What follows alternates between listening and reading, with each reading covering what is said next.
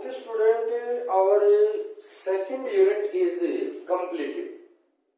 हमने जो है अपनी सेकंड यूनिट कंप्लीट कर ली थी. Today we are going to start a third unit. और थर्ड यूनिट जो हमारी है वो है electrochemistry. Electrochemistry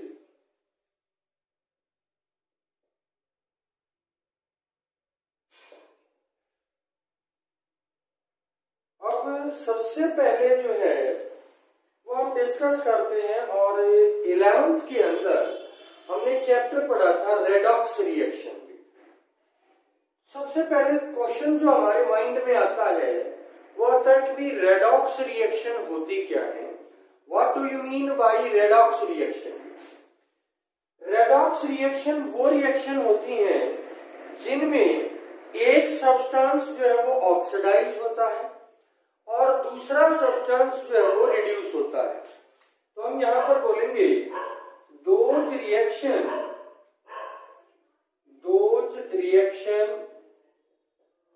in which one substance is undergoes oxidation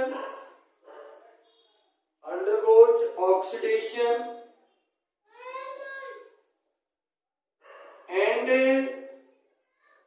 other substance is undergoes reduction. इस रिएक्शन को हम बोलेंगे रेडॉक्स रिएक्शन. जैसे एग्जांपल के तौर पर हम एक रिएक्शन ले लें Zn plus Cu2 positive will give Zn2 positive plus Cu. In this reaction, zinc is oxidized to zinc 2 plus ion and copper 2 plus ion is reduced to copper atom. यहाँ पर zinc का oxidation हुआ है और copper ion का reduction हुआ है. तो इस तरह की कोई भी रिएक्शन है उसको हम बोलेंगे रेडॉक्स रिएक्शन. अब रेडॉक्स रिएक्शन की अगर हम बात करें तो during redox reaction energy is released. Energy जो है वो रिलीज होती है and by certain arrangements we can convert this energy into the electrical energy. The energy produced during the redox reaction is known as a chemical energy and that chemical energy is converted into electrical energy.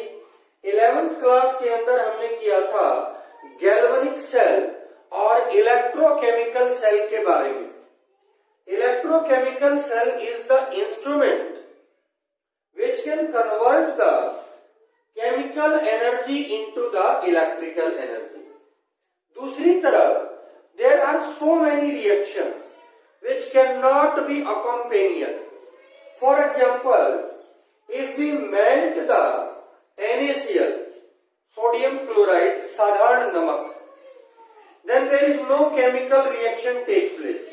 उसके अंदर कोई chemical reaction नहीं होगी. But when we supply the electrical energy to molten sodium chloride, अगर हम electrical energy supply कर दें molten sodium chloride को, then a chemical reaction takes place. This type of setup in which electrical energy is converted into chemical energy is known as electrolytic cell. उसको हम electrolytic cell बोलेंगे. तो यहाँ पर हम इस यूनिट के अंदर दिस रिलेशनशिप जो है केमिकल एनर्जी और इलेक्ट्रिकल एनर्जी के बीच में, उस रिलेशनशिप के बारे में पढ़ेंगे. तो यहाँ पर हम इलेक्ट्रोकेमिस्ट्री को कैसे डिफाइन करेंगे. Electro electrochemistry, it is the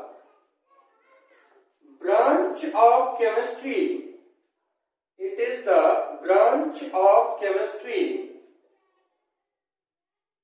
which deals with the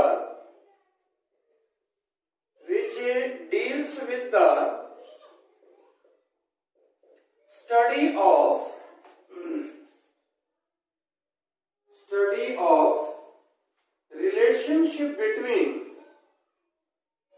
relationship between electrical energy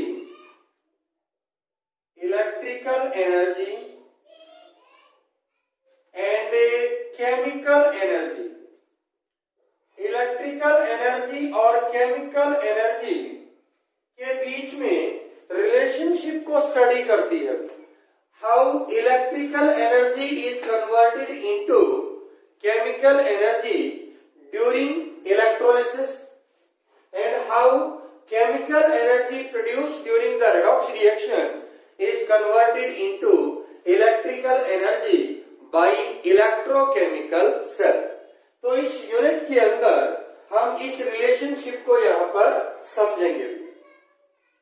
अब यहाँ पर क्वेश्चन अराइज होता है बच्चे, what is the importance of electrochemistry. Electrochemistry की इंपॉर्टेंस क्या है?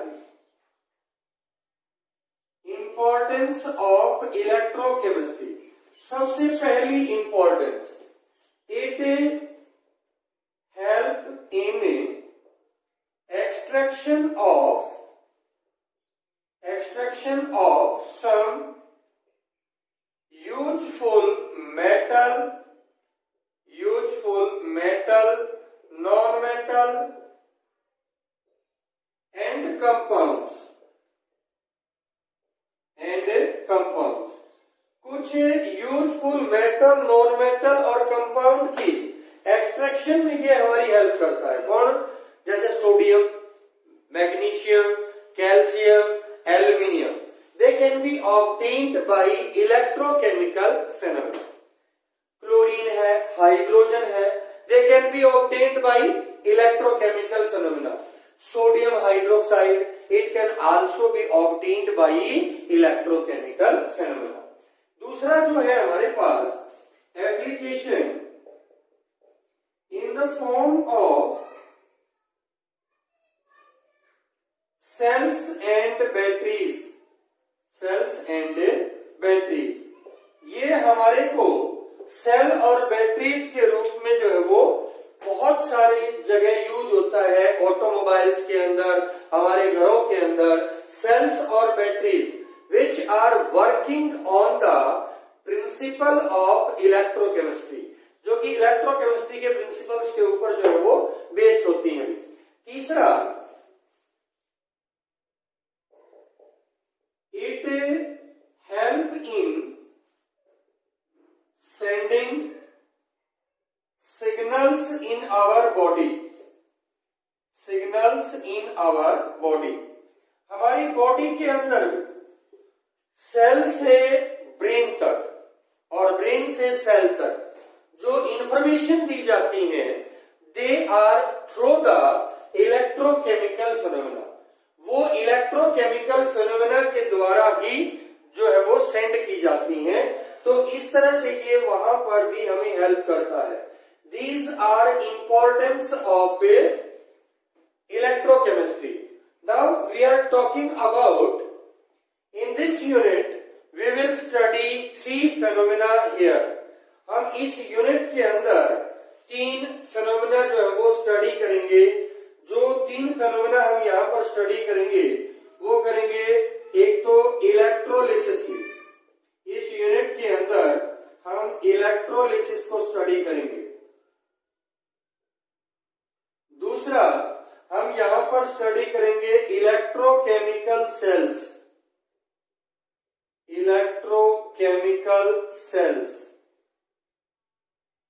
और तीसरा, हम यहां पर स्टडी करेंगे इलेक्ट्रोलिटिक कंडक्टेंस.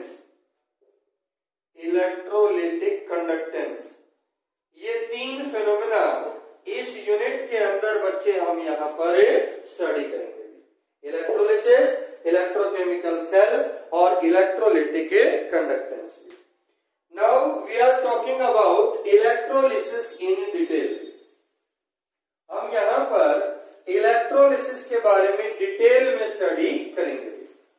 इलेक्ट्रोलिसिस होती क्या है, कहां कहां हम इलेक्ट्रोलिसिस को यूज करते हैं, इसका मैकेनिज्म क्या होता है, उन सब को हम यहाँ पर स्टडी करेंगे। तो सबसे पहले मैं बात करता हूं electrolysis. When electricity is passed through a electrolyte, then it decompose into ions. It decompose into ions. This phenomena is called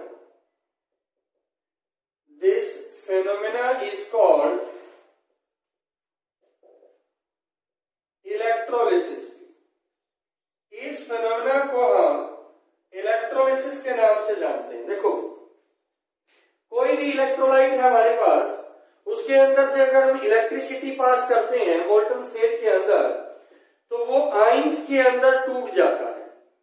this decomposition of electrolyte into ions is known as electrolysis. These ions move towards their respective electrode and undergoes chemical change. Electrolysis के अंदर ये ion अपने अपने respective electrode की तरफ जाएंगे और ये जो है आपका केमिकल चेंज शो करेंगे। तो कल हम बच्चे बात करेंगे मैकेनिज्म ऑफ इलेक्ट्रोलाइसिस और एग्जाम्पल ऑफ इलेक्ट्रोलाइसिस के बारे में कल हम यहाँ पर डिस्कस करेंगे। ठीक है।